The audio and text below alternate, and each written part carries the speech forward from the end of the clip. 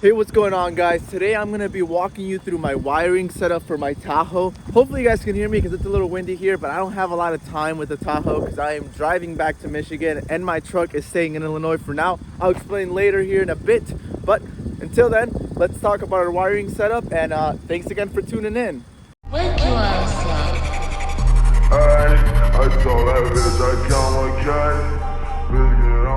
So I've already gotten some comments asking about how my wiring is done. I also mentioned I was going to talk about it later once I finally revealed the Tahoe.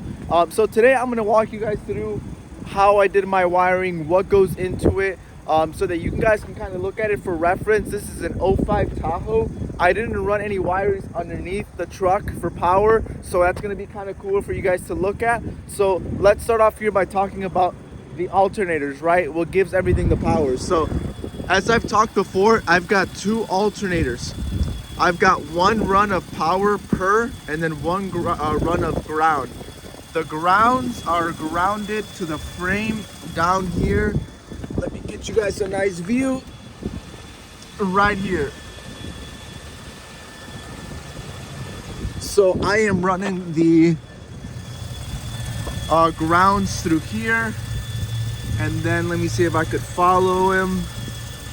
They are going down there. You guys get the point. Some people ground them to the frame right here. This is another good spot. We had to drill holes, but the alternators have a direct ground connection. Now the wiring that I did is 2-watt, which is 2 zero gauge. So there's single zero gauge, which is just regular zero gauge. You can refer to that as 1-aught. 2-watt's a little thicker, and then there's also 4-aught, which is even thicker. Looking back at everything now, I would probably have gone with 1-aught if I was going to do everything all over again, because 2-watt is just really thick, so it's harder to run wires through things because it's very thick. And if you start running 2 to 3 sets of wire, you're going to have a lot of limited space. Now when we talk about some of the equipment out there, like distribution blocks, and also the terminals, the ring terminals, it's also a lot thicker, so everything is oversized, which kind of adds another level of complexity to things. You guys will see what I'm talking about, but I will start off by saying everything is 2-aught sky-high caraudio, tinned OFC. I went with tin because that does minimal oxidation on the wires. This truck is obviously exposed out to the temperatures, especially down there where we've got the ground. I don't want oxidation to decrease the conductivity of the ring terminals and the wires. You can get just regular OFC, and I did consult with Sky High caraudio directly, and they say that it doesn't make a difference, but it is a lot more expensive. Silver tinned for a spool of like 50 feet, I was paying like almost $300, and I think I probably had about like 200 feet of wiring, and you guys will see why that is. So that's the ground for the alternators. Power for the alternators, I've got 2 runs of them. 2 of them are going around here, and then they are getting to this little distribution fuse block from SMD. Now I went with copper everything. You guys can go with stainless steel, but I went the extra budget to spend more on copper everything. So this is copper A&L 350 amp fuses, and then copper fuse holders with the distribution block. This is the one that's a distribution block, because as you can see here, it has a shared plate, and then it separates into singular ones. You guys can get the ones that are just single to single, single to single, but I went with a disto because you've got 2 runs of power here, and then one of these is running to the dummy battery. This is empty. The whole truck is run on lithium. The entire power is coming from this. I will talk more here in a bit once we get to the back, but this is the heart of the truck. This does not power anything besides the stock harnesses, which signal the car to turn on. So as you can see here, I've got the positive coming here. This is the stock harness, and then this is just the negative harness from the truck. So by having that connection to over there to here, we have a live run straight to the power for the truck, and so the truck is happy because it's got its power. I will also talk, since we're back here, before we get back there, because there's a lot more to it. This is what increases the voltage of the truck.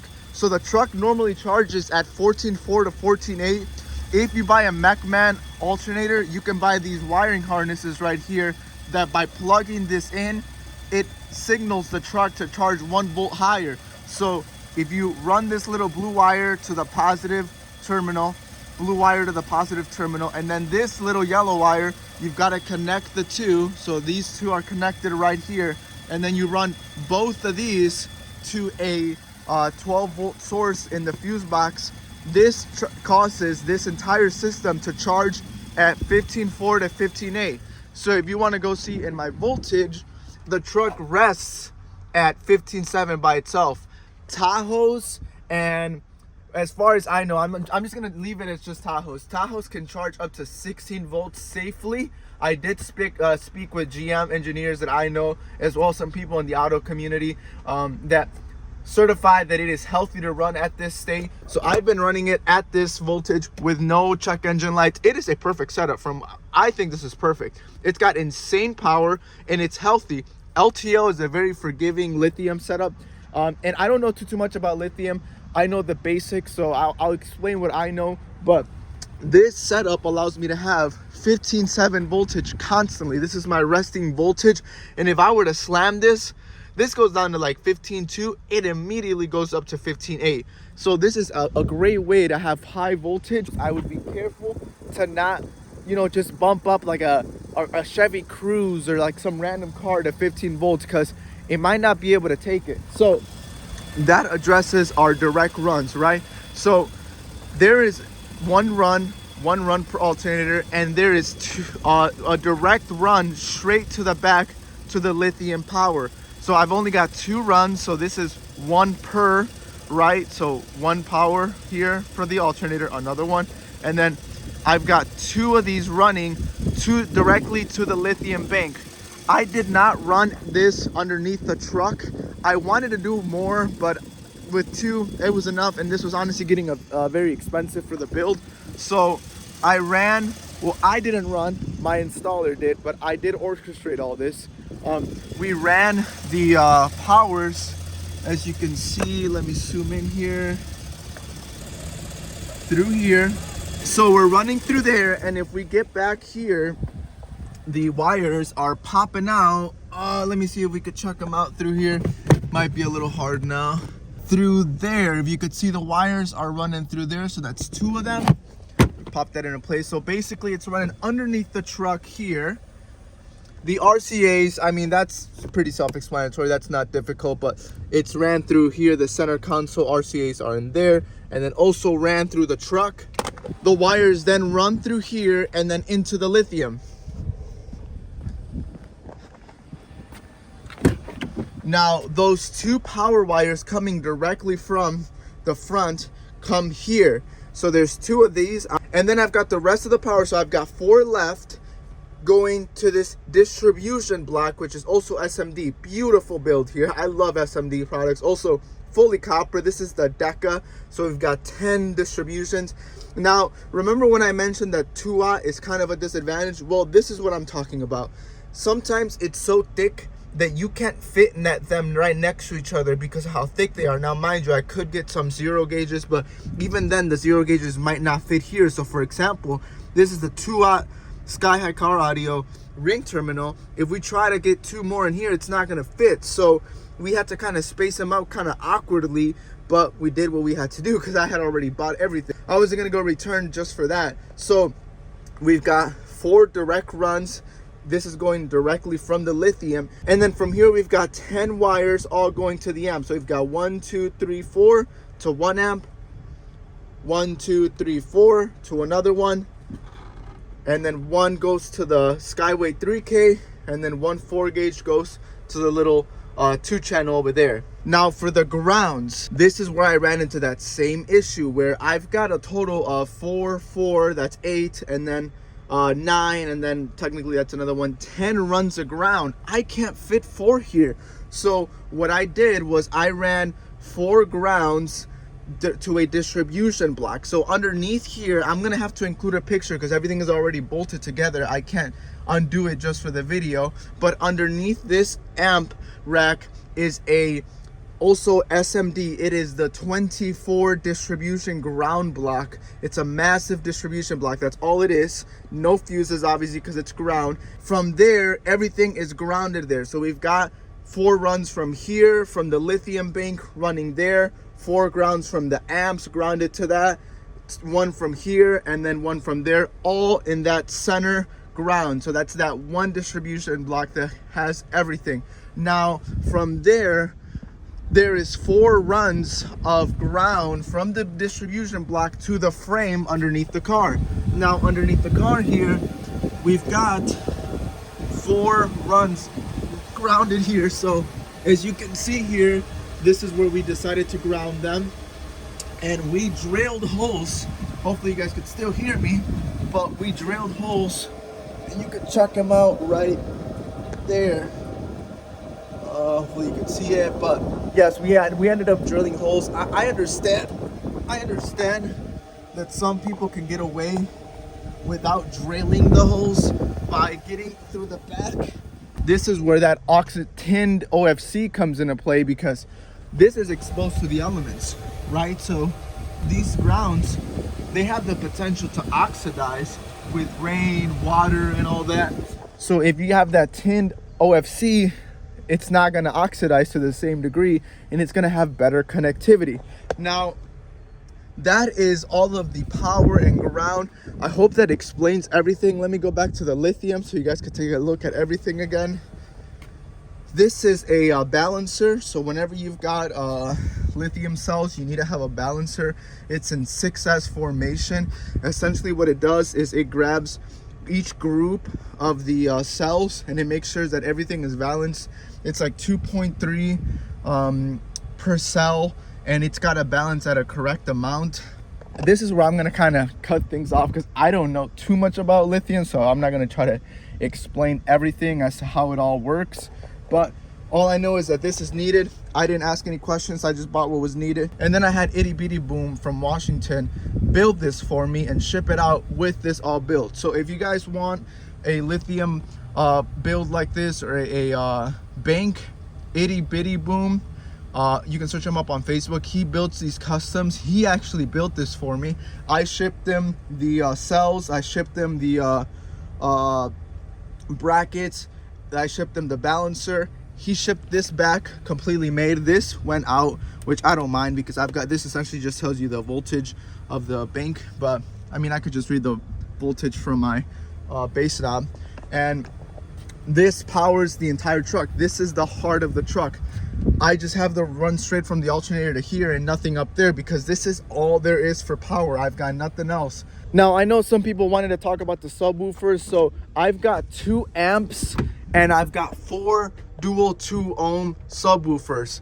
I've got 2 subwoofers per amp, and the dual 2 ohm subwoofers are wired parallel to each one of these amps. So that brings the resistance for each pair to half ohm. So not each one of them is not at half ohm. I said that incorrectly, and someone corrected me, which I want to make sure that I say that accurately. Each pair total is at half ohm for both of them. So half ohm, they're both at half ohm. Because they're not strapped, I'm able to have the same resistance for each one. So these are a gain match, so they're not, you know, bringing down the resistance by having one single unit of power. So that is how my ohmage is done. I can kind of maybe squeeze in here and kind of show you how this is wired. So as you can see, the negative's going there. And then also copper everything. That's an SMD terminals right there for the speakers. This is 8 gauge OFC wire. So everything is just chef's kiss made to perfection. And it took a long time to have this build, and there's more to it coming. But you know, I want to make sure that if someone wants to make a build like this, or if you want to replicate what I did, that's kind of what I did. It's been working fine. There might be comments there correcting some things that I've done. I welcome them. You know, go ahead and let me know what I should do, or if there's anything that could be improved or corrected, because this is my first big build.